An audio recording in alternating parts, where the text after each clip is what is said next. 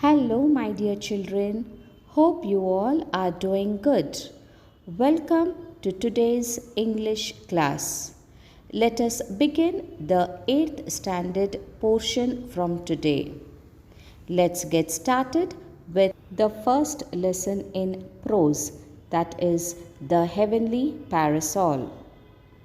First, let us go through the pre-reading task wherein a passage is being given to us. As I read out, pay attention to. Mace is a simple weapon. It has a heavy wooden or metal shaft, often reinforced with metal, featuring a head made of stones, copper, bronze, iron, or steel.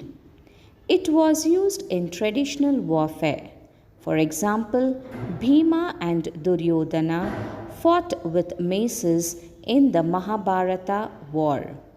Nowadays, maces are used as symbols of authority in the emblems of a number of government bodies, universities, and academic, parliamentary, or civic rituals. So, children, by reading the pre-reading task passage, I am sure you would have understood that mace is a simple weapon. It has a wooden or a metal handle, and its head is made of stone, copper, bronze, iron, or steel. It was used in the traditional warfare. That is, even in the Mahabharata war, Bhima and Duryodhana fought with maces. Nowadays, you can see maces are used as a symbol of authority. That is, they are used as emblems in the government offices, universities, etc. Okay, so this was about the mace. Next, they have asked us, what is a parasol? You can see the picture here. A parasol looks something like this. It is a light umbrella used to give shade from the sun. I am sure you would have seen the picture of parasol, children. Okay then, let us start the lesson, The Heavenly Parasol. Read the following story and appreciate the importance of a parasol. Page number 1, the first paragraph. There was once a beautiful princess in the town of Pragjyotisha called Amrita Prabha. When she came of age, the king held a swayamvara to enable her to choose her husband. Many illustrious suitors, lured by tales of Amrita Prabha's beauty, assembled there. So, children, we see that in the town of Pragjyotisha, there was a beautiful princess, and her name was Amrita Prabha. When it was time for her to get married, the king, that is her father, held a swayamvara ceremony. Swayamvara means what, children? Wherein the princess is given an opportunity to choose the person whom she wants to get married to. Okay, so many famous and great personalities who had heard about the stories of Amrita Prabha's beauty had gathered for the Swayamvara. Let's go to the second paragraph. Among them was Meghavahana, the great grandson of a former king of Kashmir. Amrita Prabha shyly cast her eyes over the court and wondered whom she would choose. To Meghavahana's surprise, the princess stopped before him and put the garland around his neck. He rose to his feet, unable to contain his joy. So, among the most famous and great personalities who had come to marry Amrita Prabha was Meghavahana, who was the great grandson of the former king of Kashmir. Now, Amrita Prabha, shyly she was seeing here and there whom to choose as a husband.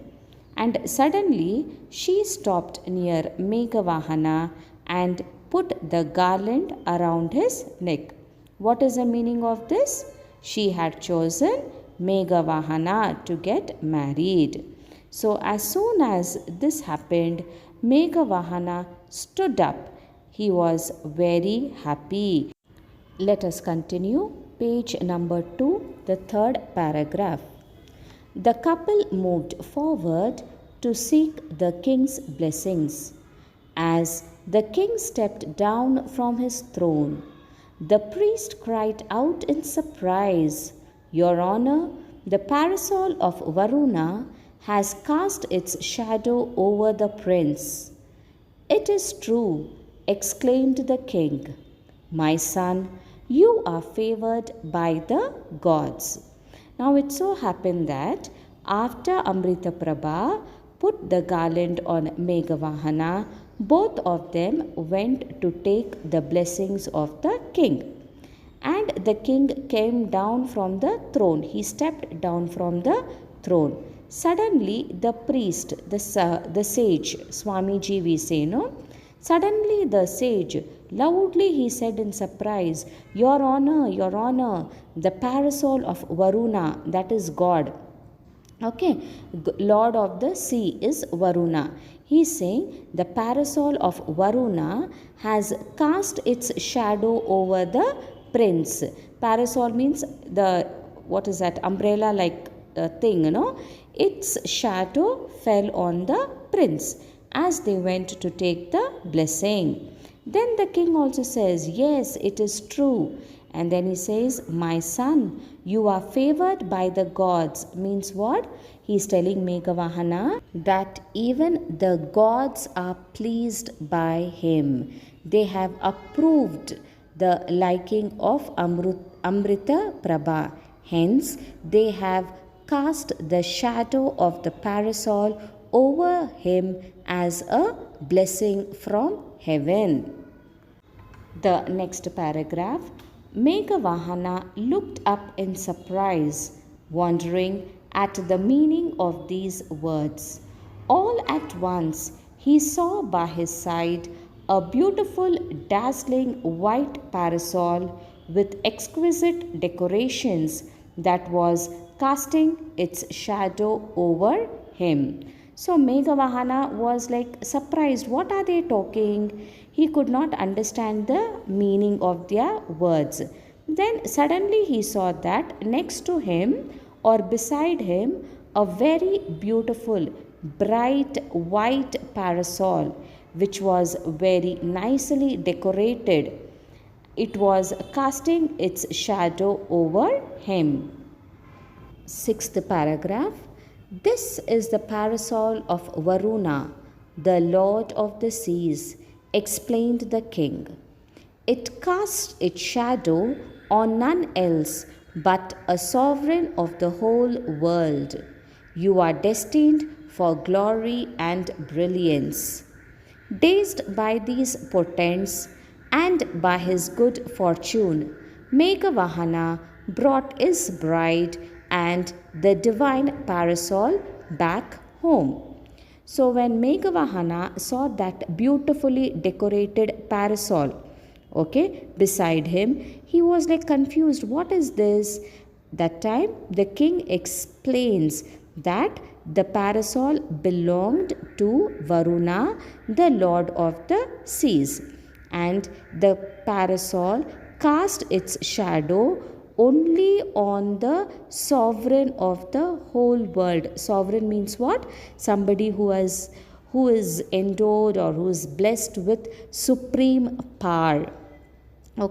And he also tells Meghavahana that your future is going to be very bright. You are having a glorious future ahead of you. Meghavahana was somewhat surprised and even shocked by whatever happened. Okay, and he even came to know that he has some good luck. His destiny is going to be good in the future. After that, he took Amrita Prabha, his new bride, and also the divine parasol, and went back to his kingdom. Upon his return, the ministers of the Kashmir court sought him out and offered the throne to him. "We are dissatisfied with our present ruler," they said.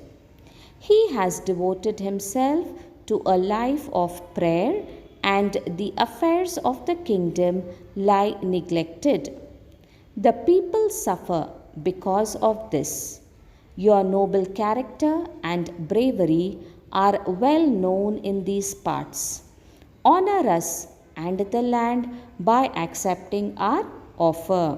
So, as soon as Meghavahana returned to his kingdom, the people came and spoke to him. They said, "We want you to be our king," as they were disappointed or not happy with their present ruler.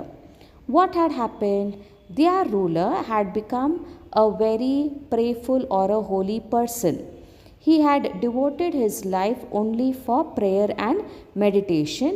Hence, the affairs of the kingdom was neglected. Therefore, the people were suffering. They were having a lot of problem. And now the people know that Meghavahana has a noble character. He has very good qualities in him. Not only that, he was even brave and courageous.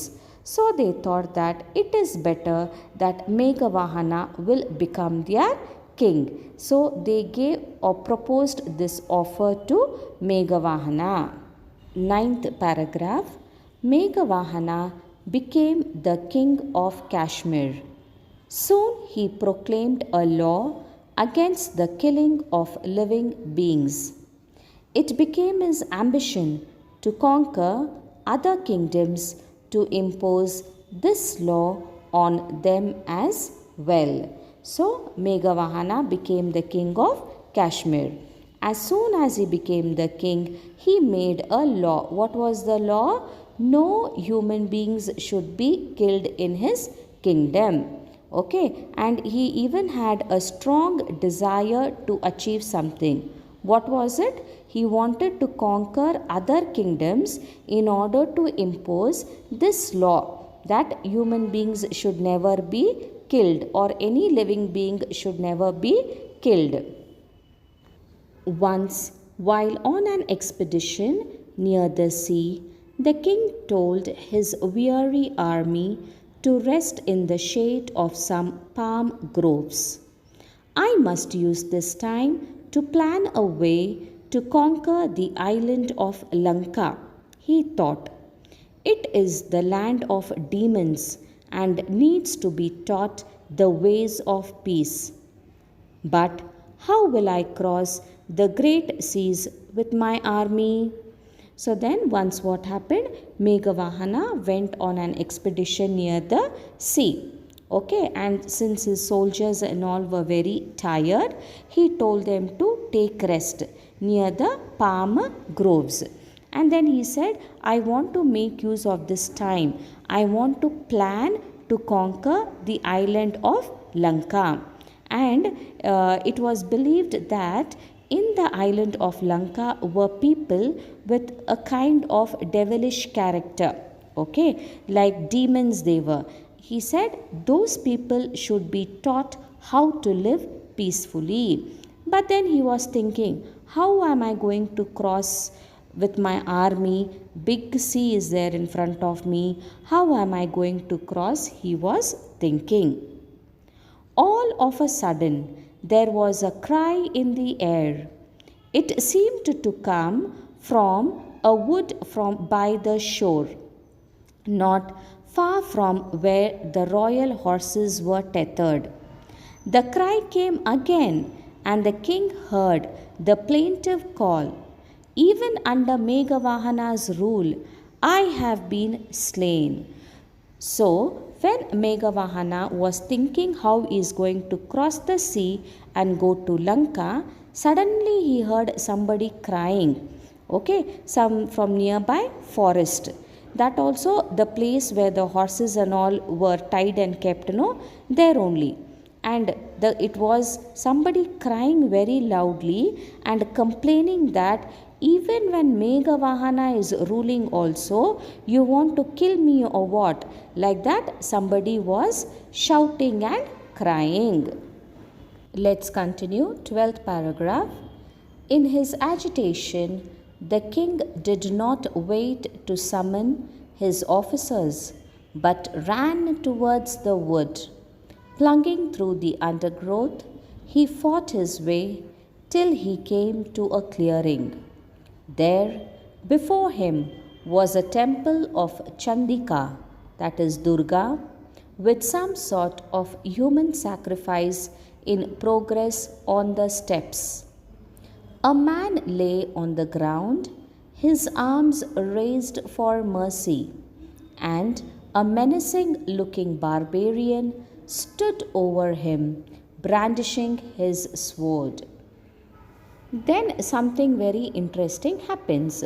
As this Meghavahana heard somebody's crying, in a hurry, he did not even order his officers or his soldiers, but he ran forcefully into the forest.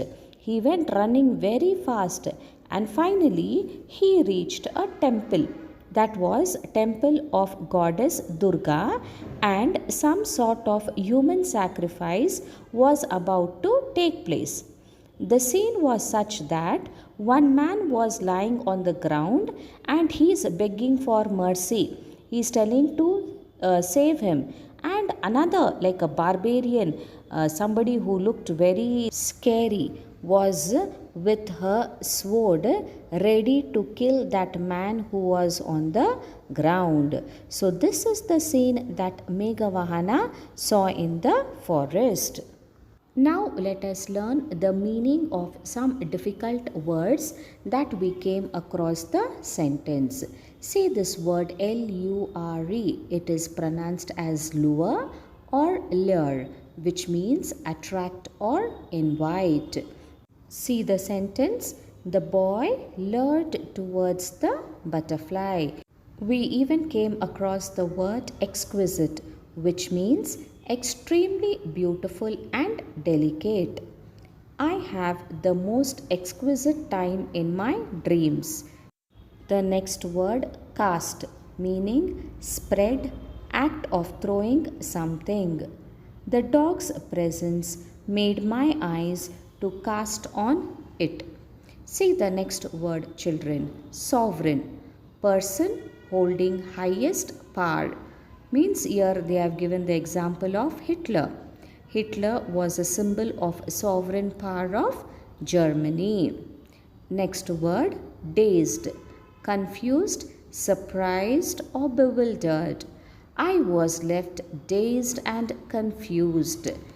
Next word, portent, a sign or warning of an unpleasant future event. Many birds are regarded as being portents of death. Impose, force someone or try to make somebody to accept. See the sentence. The decision of wearing mask was imposed on people to save their lives. The next meaning, expedition, a journey or voyage with a particular aim. An expedition was organized to the jungle by the ants. Next, woods. Woods means a small forest. There is a thick wood followed by a hill. So these were some of the difficult words that we came across the lesson, children. So with this, let us conclude today's class. I began the new lesson, the Heavenly Parasol. Hope you have understood. Thank you. Take care and God bless you.